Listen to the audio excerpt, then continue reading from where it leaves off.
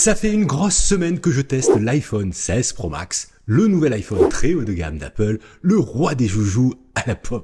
Enfin, nouveau, hein, ce serait pas par hasard un iPhone 15 Pro Max bis. Quelles sont les vraies nouveautés du joujou? La réponse maintenant.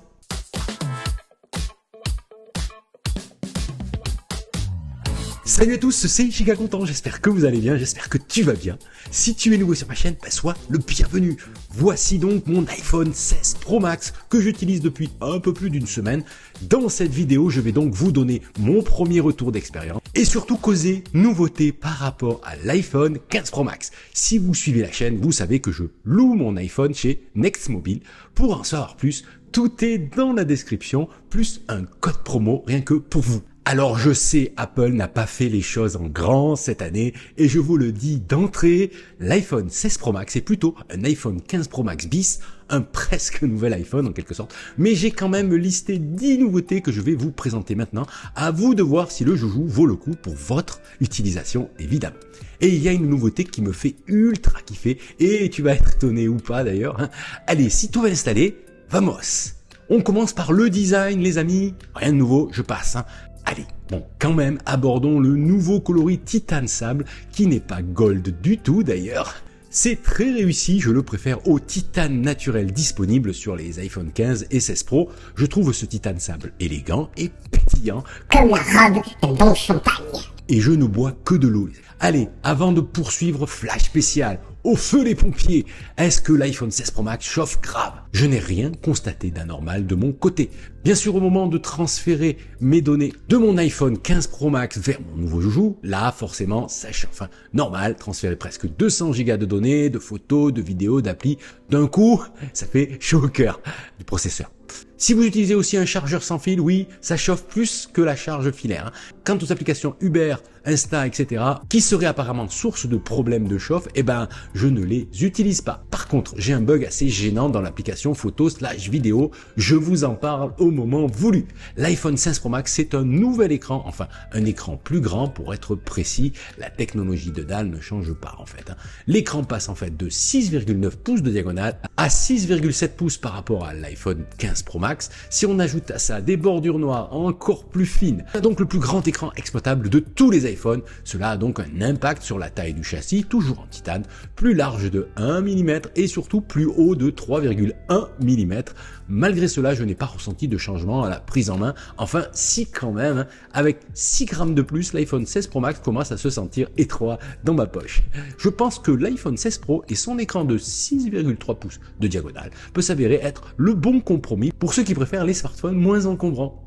À noter aussi que l'iPhone 16 Pro Max propose une luminosité minimale de 1 nits, très intéressant pour économiser sa batterie en mode écran toujours allumé, mais on parlera autonomie plus tard dans cette vidéo. Parlons maintenant de la nouveauté la plus visible, le fameux nouveau bouton caméra contrôle, ou contrôle de caméra, qui est aussi présent sur toute la gamme des iPhone 16, je vous le rappelle. Je vous ai déjà parlé de mes réserves à propos de ce nouveau bouton dans ma dernière vidéo. Oui, c'est un bouton capacitif ingénieux, capable de transformer un simple bouton en interface tactile. Tu peux déclencher une photo ou une vidéo, accéder au zoom, à la commande d'exposition pour mettre plus ou moins de lumière, à la profondeur de champ, aux différentes focales de la caméra, au style ou au ton de ton image. Bravo les ingénieurs d'Apple, mais en pratique, il faut bien le reconnaître, je ne trouve pas ça super pratique. Ok, je suis gaucher et l'outil est plutôt pensé pour les droitiers. Mais quand même, si j'ajoute à ça une coque classique, cela rend l'expérience d'utilisation du bouton encore moins intuitive, surtout pour glisser sur le bouton. Je suis assez déçu. Mais ça fait seulement une semaine que je l'utilise. Je vous dirai si j'ai changé d'avis d'ici un mois. Avec de la pratique et de l'habitude évidemment. J'ai des gros doigts aussi, faut le reconnaître. À noter que vous pouvez personnaliser les paramètres du bouton dans les réglages via appareil photo. Vous pouvez par exemple réassigner ce bouton à une autre application, la loupe, le scanner ou une application tierce compatible, par exemple Protect pour les amateurs de vidéo. On peut aussi imaginer que pour les prochaines mises à jour d'iOS, ce bouton magique pourrait évoluer et proposer l'accès à d'autres applications pour par exemple interagir avec l'iPhone pendant une conversation FaceTime, je sais pas, c'est une idée, ou que sais-je, dites-moi si vous avez des idées dans les commentaires. Grâce au bouton contrôle de caméra, vous pouvez aussi tester le nouveau capteur super grand angle de 48 millions de pixels qui complète le capteur grand angle de 48 millions de pixels lui aussi, présent depuis la gamme des iPhone 14 Pro. La qualité est-elle meilleure par rapport aux 12 millions de pixels des iPhones des gammes précédentes? Ben oui, quand même. Je n'ai pas fait un test photo approfondi, il faut bien le reconnaître, c'est juste un ressenti. On retrouve plus de piqué dans les clichés et surtout, le super grand angle se comporte mieux en basse lumière. Enfin, je suis plutôt pour une uniformisation des capteurs selon moi. L'idéal étant d'avoir tous les capteurs sur la même résolution. Nous verrons si Apple arrive à nous sortir un capteur x5 plus défini pour arriver à un équilibre de ce côté-là. Le zoom x5 est toujours efficace, mais perfectible en basse lumière, il faut quand même le reconnaître. C'est un capteur de 12 millions de pixels, bien sûr. Allez, j'attends mieux pour 2025, rayon zoom chez Apple. Ce nouveau capteur grand angle offre aussi un nouveau mode macro mieux défini puisqu'il utilise le nouveau capteur ultra grand angle de 48 millions de pixels. Ça donne quoi dans la vraie vie? C'est pas énorme. Il y a bien sûr plus de détails, un meilleur rendu quand la lumière n'est pas parfaite. Mais franchement les amis, selon moi, le mode macro n'est pas une fonction qu'on utilise beaucoup au quotidien. Donc, nouveauté, mais plutôt sans lendemain pour moi. Sans compter qu'en mode vidéo, le mode macro est inutilisable en 4K pour l'instant. En tout cas, pour l'instant, sur mon iPhone à moi. Ça freeze comme on dit en anglais. Ce sera, je suppose, corrigé dans une mise à jour prochaine. Enfin, j'espère, parce que là, Apple, ça bug. Dites-moi d'ailleurs dans les commentaires si ça marche de votre côté. Donc, mode macro en vidéo et en 4K. Allez, on continue dans le registre photo/vidéo avec une nouveauté qui est passée sûrement inaperçue pour beaucoup d'entre vous, mais pour moi, ça veut dire beaucoup. C'est la nouveauté que je kiffe, je vous le dis tout de suite, c'est la possibilité de filmer en 120 images par seconde en 4K. Certes, le super ralenti c'est pas nouveau sur un smartphone, mais en 4K c'est très rare sur un smartphone. Et ça c'est une fonction pro pour un vidéaste comme moi. Je vous montre quelques plans de ma petite famille, le toutou s'appelle Vega, le chaton s'appelle Loulou, il a quelques jours, et vous avez peut-être reconnu Julia bien sûr, alias Madame Giga. Le rendu est assez quali pour un smartphone, les détails sont au rendez-vous, je sais, ça n'a pas changé ta vie, mais aujourd'hui, il faut bien le reconnaître, l'iPhone 16 Pro Max est le plus avancé des smartphones en vidéo, il n'y a pas de doute. Si on ajoute à cela la qualité audio des micros, la réduction du bruit du vent ou encore la possibilité de mixer l'audio en post-production, l'iPhone 16 Pro Max est une véritable caméra de vlog qui a l'avantage énorme d'être toujours disponible dans ta poche. Est-ce que ça vaut une caméra pro? Eh bien, ça dépend pour qui et pourquoi. Mais ça, c'est un autre débat.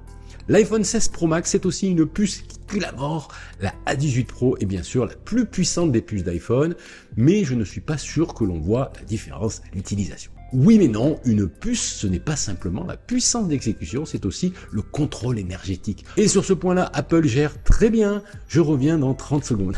Je ne vais pas m'étaler sur le Wi-Fi 7, la nouvelle génération présente sur les iPhone 16 Pro. Je n'ai pas testé cette fonction. Ce que j'ai pu entendre, en tout cas des créateurs sérieux, c'est que les débits attendus ne sont pas au rendez-vous.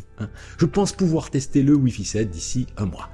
Quant aux fonctions audio spatiales ou photo spatiales, là aussi, ça n'a pas grand intérêt pour moi, je n'ai pas l'Apple Vision Pro, donc je ne peux pas vraiment tester ces fonctions qui seront peut-être très utiles dans quelques années, quand Apple Vision coûtera un doigt et pas un bras.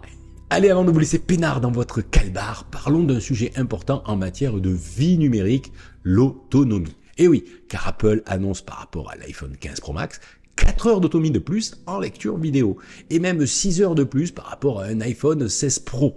C'est pas rien, La puce A18 Pro est super efficace en ce qui concerne le rapport puissance-rendement énergétique. Apple a aussi augmenté la taille de sa batterie, paraît-il, car vous savez que la pomme ne communique pas sur ce genre de choses. Ce que je constate depuis une semaine d'utilisation, c'est que l'iPhone 16 Pro Max est vraiment l'iPhone le plus endurant. Eh oui, au moins, je dirais 2 heures en utilisation sur une journée, on va dire variée, voire même 3 heures sans la vidéo et les jeux vidéo, évidemment. C'est une vraie bonne surprise, surtout qu'Apple n'a pas fait d'effort sur la rapidité de charge. Le filaire, on plafonne apparemment à 27 watts. Seule la vitesse de charge sans fil MagSafe progresse et passe à 25 watts avec un bon chargeur, évidemment. Force est de constater qu'Apple a progressé dans le domaine de l'autonomie depuis l'iPhone 14, on est bien loti de ce côté-là. Alors je pourrais vous faire un retour sur iOS 18, mais j'en ai déjà parlé dans une vidéo dédiée, vous la retrouvez juste ici. Et je reviendrai sur le sujet quand iOS 18 sera vraiment iOS 18. Oui, quand on aura enfin droit à Apple Intelligence, la nouveauté qu'Apple a mise en avant cette année et qui n'est pas disponible en Europe, notamment. On va encore attendre. Et c'est un peu comme acheter une Ferrari bridée, un bon fromage affiné sans pain. Enfin, vous m'avez compris, frustré, tué, énervé, je suis. Donc, rendez-vous bientôt pour le test. Bientôt, enfin, 2025 environ. Voilà pour ce premier test, cette première semaine de prise en main de l'iPhone 16 Pro Max. Je vais approfondir tout ça pour un test plus complet. Si ce n'est pas le cas, passe à t'abonner pour ne rien rater. Oui, l'iPhone 16 Pro est un nouvel iPhone, mais pas trop finalement. Enfin, il ne mérite pas non plus de casser sa tirelire si on est déjà bien équipé. Enfin, je dis ça. En attendant, vous retrouvez plein d'autres infos dans mes précédentes vidéos. La playlist apparaît juste ici. Prenez soin de vous, résistez à la nouveauté. À demain ou à plus tard. Salut.